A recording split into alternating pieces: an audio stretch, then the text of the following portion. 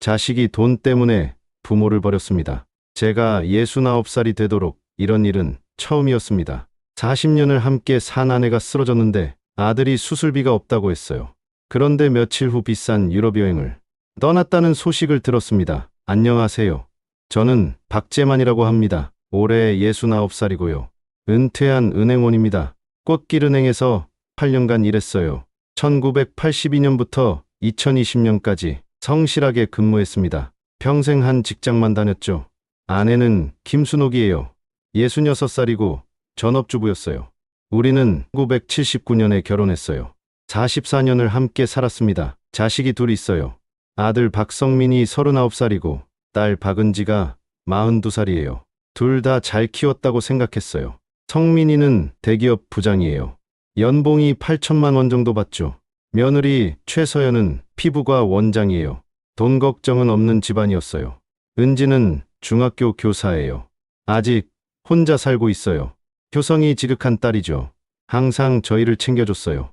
우리 집은 부산 해운대에 있어요. 30평 아파트인데 지금은 4억 원 정도 값이 나가요. 예금도 2억 정도 있어요. 은행원으로 일하면서 평생 성실하게 모은 돈이에요. 자식들 교육비에 많이 썼지만 그래도 노후 준비는 했죠. 성민이가 어릴 때는 정말 힘들었어요. 은행원 월급으로 두 자식 키우기가 쉽지 않았거든요. 순옥이가 많이 고생했어요. 새벽 5시에 일어나서 도시락 싸주고 빨래하고 밤늦게까지 바느질 일을 했어요. 자식 키우느라 청춘을 바쳤죠. 성민이를 대학까지 보내려고 순옥이는 옷도 못 사 입었어요. 10년 넘게 같은 코트를 입고 오직 자식만 생각했어요. 매일 아침 6시 30분이면 순옥이가 일어나서 아침밥을 했어요. 김치찌개, 된장찌개 끓이고 밑반찬까지 정성껏 준비했어요. 성민이가 좋아하는 계란말이도 매일 아침 빠뜨리지 않고 해뒀어요. 성민아, 아침 먹고 가라. 엄마가 해준 계란말이야. 고마워, 엄마. 그때는 성민이도 착했어요. 어머니가 해준 음식을 맛있게 먹고 학교에 갔죠. 저도 매일 새벽 7시에 출근했어요. 은행 업무는 꼼꼼해야 하거든요. 한 푼이라도 틀리면 안 되니까 정말 신경 쓰며 일했어요. 퇴근하고 집에 오면 순옥이가 저녁상을 차려놓고 기다렸어요. 고생 많았어요. 여보, 오늘 힘들지 않았어요? 그런 따뜻한 말 한마디가 하루의 피로를 다 날려버렸어요. 가정이 있어서 행복했죠. 가족을 위해 열심히 일했어요. 주말에는 가족끼리 나들이도 갔어요. 해운대 바다에서 놀기도 하고 산에 가서 도시락 먹기도 했어요. 정말 화목한 가정이었어요. 성민이와 은지가 커가면서 교육비 부담이 만만치 않았어요. 과외비, 학원비까지 합치면 한 달에 100만 원은 들어갔어요. 그래도 아끼지 않았어요. 자식 교육만큼은 투자라고 생각했거든요.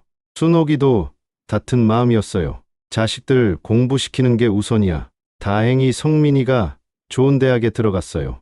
부산대학교 경영학과에 입학했죠. 수능 점수가 꽤 높았어요. 정말 자랑스러웠어요. 은지도 부산교육대학교에 들어갔어요. 초등교육과를 전공했죠. 어릴 때부터 선생님이 꿈이었거든요. 착한 아이였어요. 대학 4년 동안도 뒷바라지했어요. 등록금이 한 학기에 300만 원씩, 책값, 생활비까지 합치면 정말 큰 부담이었어요. 하지만 기꺼이 감당했어요.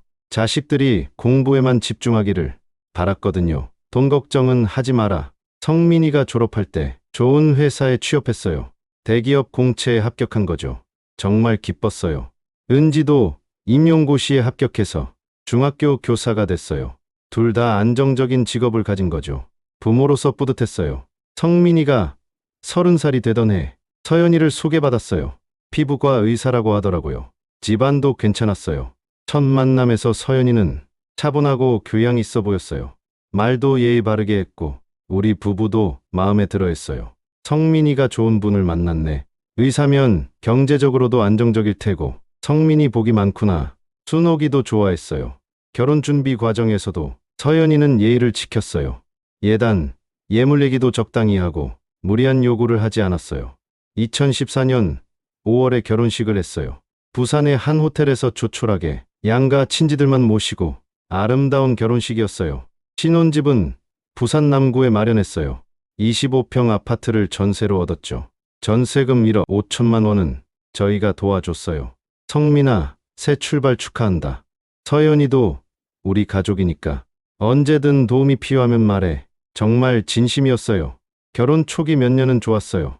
명절 때면 서연이도 와서 순옥이를 도와 음식 준비를 했어요. 며느리 역할을 잘했어요. 첫 손자 준호가 태어났을 때는 정말 기뻤어요. 2015년 3월에 태어났죠. 가문의 대를 이을 아이였어요. 할아버지, 할머니 왔어. 손자를 보는 기쁨이 이렇게 큰 줄 몰랐어요. 매일 보러 가고 싶었어요. 하지만 서연이가 점점 달라지기 시작했어요. 처음에는 미묘한 변화였어요. 말투가 조금씩 차가워지고 표정도 예전 같지 않았어요. 어머니, 준호가 감기 기운이 있어서 오늘은 만나기 어려울 것 같아요. 다음에 오세요. 이런 식으로 만남을 피했어요. 명절 때도 마찬가지였어요. 병원에 응급 환자가 있어서 늦게 갈 수도 있어요. 미리 양해 부탁드려요. 점점 우리를 멀리하는 게 느껴졌어요. 하지만 직접적으로 말하지는 않았죠.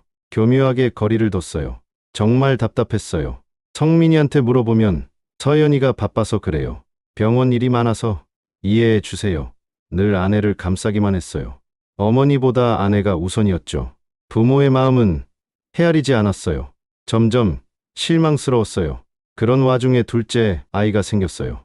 딸 수진이가 2017년에 태어났죠. 또 하나의 기쁨이었어요. 손녀를 보는 재미가 쏠쏠했어요. 하지만 서연이의 태도는 더 심해졌어요. 아이들이 둘이나 되니까 더 바빠졌어요. 자주 오시기 어려워요. 미리 연락하고 오세요. 갑자기 오시면 곤란해요. 저희도 계획이 있거든요. 점점 노골적으로 거부했어요. 할아버지, 할머니가 손잡으러 가는데 미리 연락하라고 하다니 이게 말이 됩니까? 정말 화가 났어요. 순옥이는 더 상처받았어요. 내가 뭘 잘못했을까? 며느리가 왜 이럴까? 손자들 보고 싶은데 예전에는 안 그랬는데 점점 차가워지네. 우리를 피하는 것 같아. 순옥이가 많이 울었어요. 그래도 참고 지냈어요. 며느리니까 이해하려고 했죠.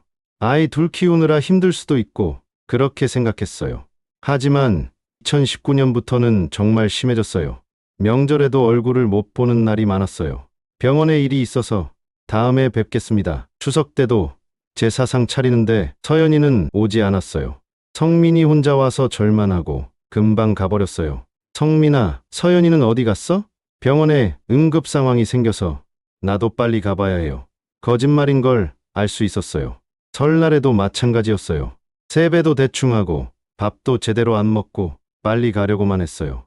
할머니가 정성껏 차린 음식인데 조금만 더 있다 가면 안 되겠니? 다음에 와서 많이 먹을게요. 성의 없는 대답뿐이었어요. 더 가관인 건 돈 얘기를 꺼내기 시작한 거예요. 아버님, 이 집 시세가 많이 올랐죠? 요즘 부동산이 좋다던데 투자하시려는 계획 있으세요? 우리 같은 사람이 무슨 투자? 그냥 여기서 조용히 살 거야. 투자는 젊은 사람들이 하는 거지. 별 관심 없다는 듯이 대답했어요.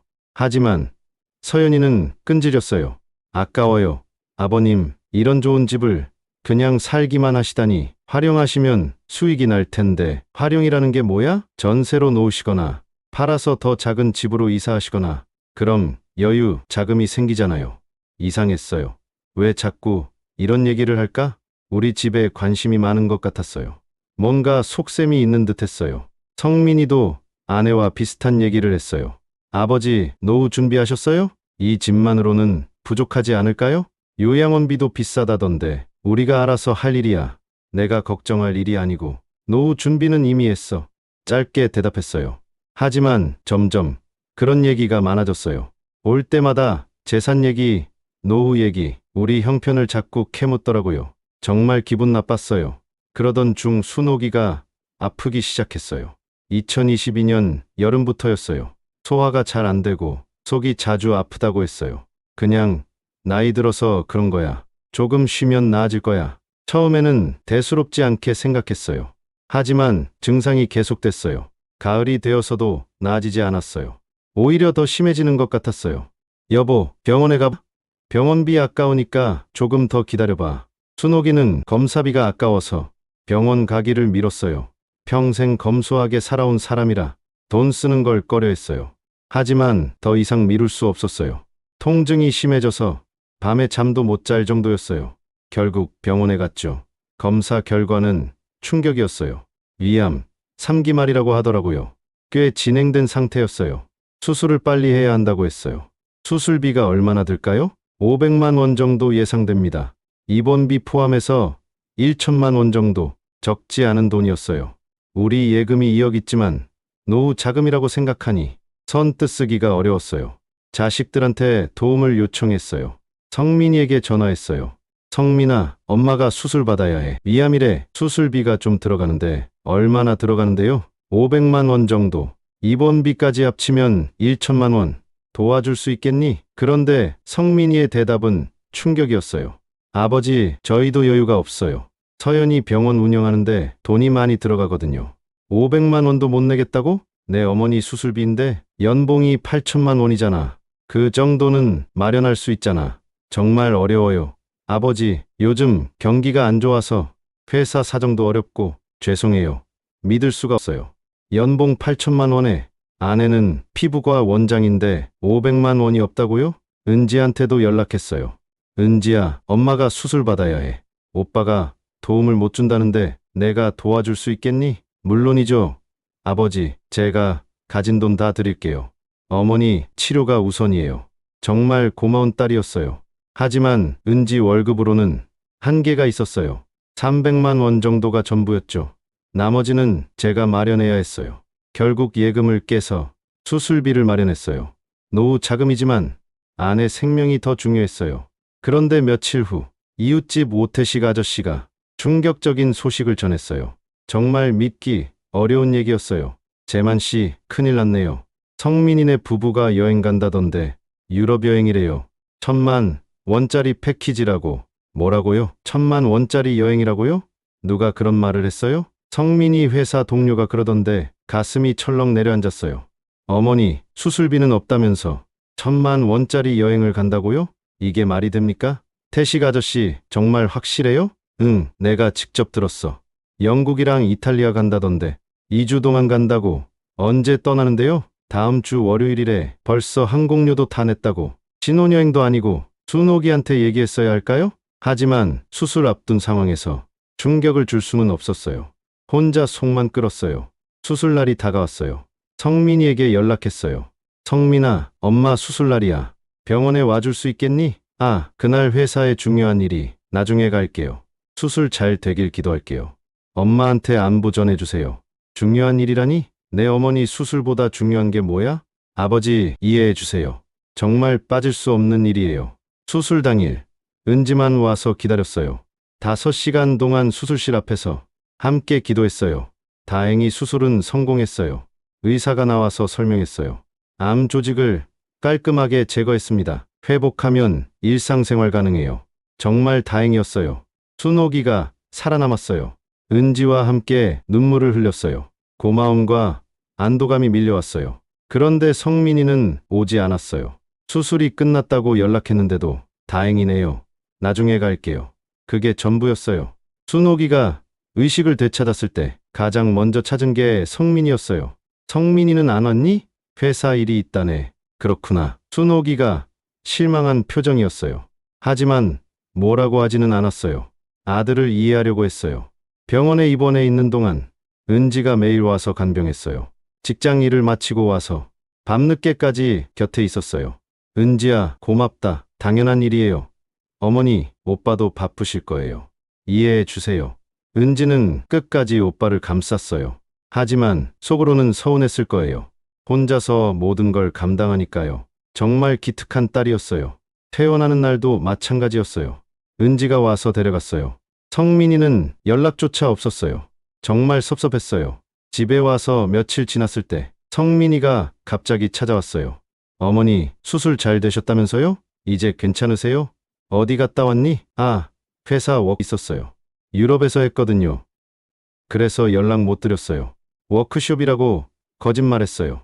1,000만 원짜리 개인 여행을 회사 워크숍이라고 했어요. 정말 뻔뻔했어요.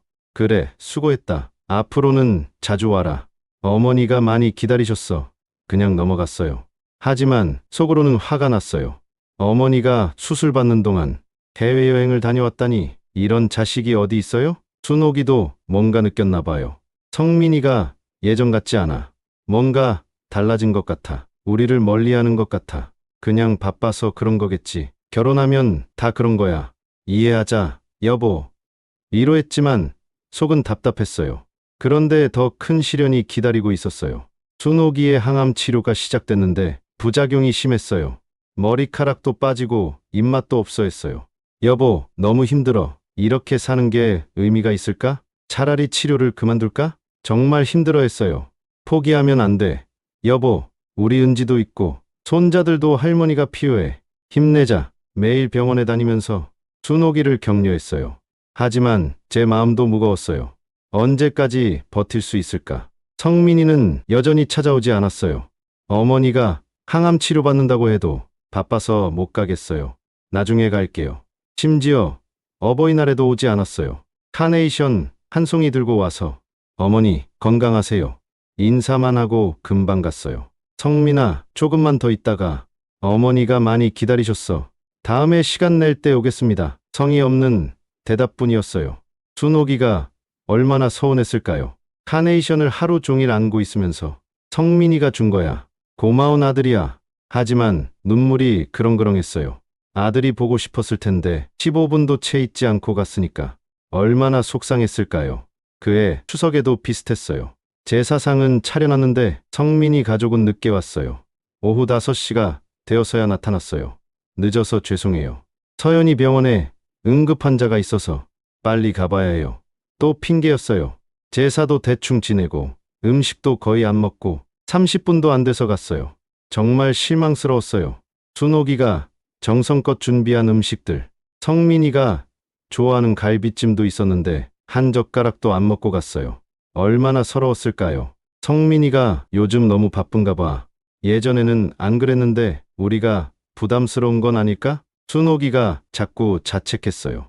부담스럽긴 뭐가 부담스러워. 내가 잘못한 게 없어. 그냥 성민이가 변한 거야. 신경 쓰지 마. 하지만 순옥이의 상처는 깊어갔어요. 항암 치료로 몸도 힘든데 마음까지 아프니까 더 빨리 쇠약해졌어요. 의사가 걱정스러운 표정으로 말했어요. 환자분이 의욕을 잃으신 것 같아요. 가족들의 관심과 사랑이 필요합니다. 치료 의지가 중요거든요. 은지에게 말했어요. 은지야, 오빠한테 다시 얘기해봐. 어머니, 상태가 좋아. 자주 와달라고 해. 제가 얘기해 볼게요. 아버지, 오빠도 어머니 걱정하고 있을 거예요. 바빠서 못 오는 거겠죠. 은지도 오빠를 감쌌어요. 하지만 성민이의 대답은 실망스러웠어요. 요즘 회사 일이 너무 바빠. 승진 심사도 있고 조금만 기다려줘. 어머니가 많이 아프세요. 시간이 얼마 없을 수도 있어요. 꼭 와주세요. 은지가 간절히 부탁했어요. 그렇게 심각한 거야? 네, 정말 심각해요. 알겠어. 시간 내서 갈게. 꼭 와주세요. 하지만 성민이는 오지 않았어요. 일주일이 지나도 한 달이 지나도 약속을 지키지 않았어요. 그러던 어느 날이었어요. 2023년 10월 15일 오후 6시 순옥이가 갑자기 쓰러졌어요. 항암 치료 부작용 때문이었어요. 급히 119를 불렀어요. 응급실로 이송됐죠. 의사가 심각한 표정으로 말했어요. 상태가 매우 위험합니다. 어떻게 위험한가요? 암이 전이됐어요. 간과 폐까지 퍼졌습니다. 시간이 얼마 남지 않을 것 같아요. 충격이었어요. 항암 치료를 열심히 받았는데 소용이 없었던 거예요. 가슴이 무너지는 것 같았어요. 성민이에게 급히 연락했어요. 성민아, 큰일 났어. 엄마가 응급실에 있어. 빨리 와야 해. 지금요? 회사에서 회의 중인데 회의가 어머니보다 중요해? 30분 후에 갈게요. 당장 와야 한다고. 하지만 성민이는 2시간 후에 왔어요. 회의를 다 마치고 온 거죠. 어머니가 위급한데 회의를 먼저 했어요. 어머니, 상태가 어떠세요? 의사가 시간이 얼마 없다고 해. 정말요? 그렇게 심한 거예요? 그제야 심각성을 알았나 봐요. 하지만 이미 늦었어요. 순옥이는 의식을 잃은 상태였고 깨어날 가능성도 희박했어요. 정말 마지막이었어요. 중환자실에 입원했어요. 면회 시간이 정해져 있어서 하루에 2번만 들어갈 수 있었어요. 오전 10시, 오후 7시. 은지는 매번 왔어요. 직장 일을 조정해서 빠짐없이 왔죠. 정말 효성스러운 딸이었어요. 하지만 성민이는 다시 바빠졌어요. 회사에서 프로젝트가 있어서 매일은 못 올 것 같아요. 이해해 주세요. 어머니가 죽어가는데 프로젝트가 더 중요하다고요? 이런 자식이 어디 있어요? 정말 화가 났어요. 순옥이가 마지막 힘을 내서 눈을 뜬 날이 있었어요. 11월 3일 오후 2시였어요. 저와 은지가 곁에 있었죠. 은지야, 네, 어머니, 여기 있어요. 성민이는 어디 있니? 아직도 아들을 찾았어요. 곧 올 거예요. 어머니, 조금만 기다려보세요. 성민이가 보고 싶어. 약한 목소리로 말했어요. 급히 성민이에게 연락했어요. 성민아, 어머니가 깨어났어. 마지막일 수도 있어. 당장 와. 지금 중요한 미팅이 있어요. 1시간 후에 갈게요. 당장 와야 한다고. 알겠어요. 빨리 갈게요.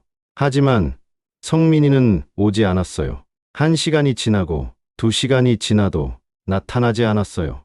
순옥이는 계속 기다렸어요. 성민이 언제 와? 곧 올 거야. 여보, 조금만 더 기다려. 하지만 순옥이의 상태가 나빠졌어요. 의식이 다시 흐려지기 시작했어요. 성민이 마지막까지 아들을 불렀어요. 오후 4시 분. 순옥이가 숨을 거뒀어요. 성민이를 끝까지 기다리다가 혼자 떠나갔어요. 그 순간 성민이가 나타났어요. 미팅이 끝났나 봐요.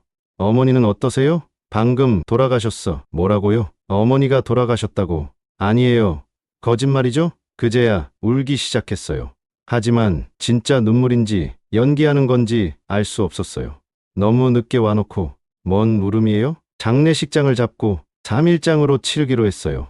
조문객들이 많이 와주셨어요. 순옥이가 인정받은 사람이었거든요. 하지만 성민이와 서연이의 태도는 여전히 차가웠어요. 마치 남의 일인 것처럼 건성으로 행동했어요. 조문객들이 인사할 때도 대충 받을 뿐이었어요. 고맙습니다. 안타깝게 됐습니다. 형식적인 대답뿐이었어요. 진심이 느껴지지 않았죠. 정말 시어머니를 사랑했다면 이럴 수 있을까요? 특히 서연이는 더했어요. 조문객 앞에서 스마트폰을 보고 하품까지 했어요. 정말 예의가 없었어요. 서연아, 조문객들 앞에서 스마트폰 보는 게 어디 있어? 죄송해요. 앞으로 조심하겠습니다. 하지만 똑같은 행동을 반복했어요. 정말 답답했어요. 이런 며느리를 두고 순옥이가 얼마나 속상했을까. 은지는 장례 기간 내내 눈물을 그치지 않았어요. 어머니를 진심으로 사랑했거든요. 정말 효녀였어요. 어머니, 정말 가시는 거예요? 혼자 어떻게 살아요? 보고 싶을 텐데. 진심 어린 눈물이었어요. 장례를 마치고 집에 돌아왔어요. 빈집이 너무 컸어요. 44년을 함께 산 아내 없이 어떻게 살아가야 할까요? 성민이가 말했어요. 아버지, 혼자 살기 힘드시죠? 저희 집에 오셔서 사세요. 함께 살면 좋을 텐데. 처음에는 고마운 말인 줄 알았어요. 하지만 진짜 의도가 따로 있었죠. 우리 집을 노리고 있었어요. 재산을 탐내고 있었던 거예요. 이 집은 어떻게 할 거예요? 혼자 살기에는 너무 크잖아요. 팔아서 작은 집으로 이사하시죠. 벌써 집 얘기를 꺼냈어요. 성민아, 엄마 장례 끝난 지 하루도 안 됐는데 벌써 그런 얘기를 하니? 좀 시간을 달라. 하지만 성민이는 끈질겼어요. 며칠 후에 또 찾아와서 같은 얘기를 반복했어요. 서연이도 함께 와서 압박했어요. 아버지, 현실적으로 생각하세요. 혼자 사시기에는 이 집이 너무 커요. 관리비도 많이 들 텐데 저희가 도와드릴게요. 도와준다는 게 무슨 뜻인지 뻔히 알 수 있었어요. 집을 팔아서 자기들이 관리하겠다는 뜻이었죠. 은지가 화를 냈어요. 오빠, 지금 뭐 하는 거예요? 어머니 돌아가신 지 일주일도 안 됐는데 벌써 재산 얘기를 해요? 은지야, 현실을 봐야지. 아버지 혼자 계시는 게 걱정돼서. 그래서 이런 제안을 하는 거야. 뻔뻔한 변명이었어요. 어머니, 수술비는 안 주면서 지금은 관심이 많으시네요. 정말 실망이에요. 오빠, 은지의 말이 정확했어요. 그런데 놀라운 일이 일어났어요. 순옥이의 유품을 정리하던 중 오래된 상자에서 낡은 그림을 발견한 거예요. 처음 보는 그림이었어요. 그림은 크기가 작았지만 뭔가 특별해 보였어요. 화풍이 독특하고 서명도 있었어요. 이게 뭐지? 순옥이가 왜 이런 걸 간직했을까? 별거 아닌 것 같았어요. 그냥 오래된 그림 같아 보였거든요. 하지만 오태식 아저씨가 그걸 보더니 눈이 휘둥그레졌어요. 재만 씨, 이거 유명한 화가 작품 아닌가요? 감정을 받아보세요. 유명한 화가라고? 그냥 오래된 그림 같은데? 아니에요. 뭔가 특별해 보여요. 전문가한테 보여주세요. 호기심에 미술 감정소에 갔어요. 감정사가 그림을 자세히 본 후 깜짝 놀라는 표정을 지었어요. 이거 어디서 구하셨어요? 안에 유품에서 나왔는데요. 무슨 특별한 그림인가요? 이건 이중섭 화가의 작품. 진품이라면 대단한 겁니다. 이중섭이라고요? 유명한 화가 이름은 들어봤어요. 하지만 그렇게 값진 줄은 몰랐어요. 정밀 감정을 받기로 했어요. 일주일 후 결과가 나왔어요. 정말 이중섭의 진품, 그것도 아주 희귀한 작품이라고. 시가로 따지면 50억 원이 넘는다고 했어요. 이런 작품은 국보급이에요. 어떻게 구하신 건지 정말 신기하네요. 박물관에서도 탐낼 작품입니다. 집에 돌아와서 생각해봤어요. 순옥이가 언제부터 이걸 갖고 있었을까? 왜 저한테 말하지 않았을까? 분명히 이유가 있을 거예요. 순옥이의 일기장을 찾아봤어요. 그 그림에 대한 얘기가 나왔어요. 할아버지가 물려주신 거라고. 집안 대대로 내려온 보물이래요. 이 그림은 정말 급할 때만 써야 해. 함부로 남에게 말하면 안 돼. 특히 성민이한테는 절대. 욕심만 부리게 될 거야. 순옥이가 왜 숨겼는지 알겠더라고요. 성민이의 성격을 잘 알았기 때문이에요. 돈 앞은 부모도 팔아먹을 그런 놈이라는 걸 알았던 거죠. 더 조사해보니 놀라운 사실이 밝혀졌어요. 순옥이 할아버지가 일제강점기에 이중섭과 친분이 있었다고 해요. 그때 직접 받은 그림이었던 거죠. 순옥이 어머니도 평생 그 사실을 숨기고 살았다고 해요. 일기장에 그런 내용이 적혀 있었어요. 3대에 걸쳐 숨겨온 보물이었어요. 우리 집안은 가난했지만 이 그림만큼은 절대 팔지 않았어. 정말 어려울 때까지 기다렸어. 그 시간이 지금인 것 같아. 순옥이가 병원비 때문에 얼마나 고민했을지 알겠더라고요. 그 그림을 팔면 모든 게 해결됐을 텐데 끝까지 참았던 거예요. 아마 성민이가 도와줬다면 그 그림은 영원히 숨겨뒀을 거예요. 하지만 배신당하고 나서 마지막에 저한테 알려준 거죠. 순옥이의 일기 마지막 부분에 이런 내용이 있었어요. 성민이가 변했어. 돈만 밝히고 재만이한테만 맡길 수 있어. 이 그림으로 좋은 일 하면 좋겠어.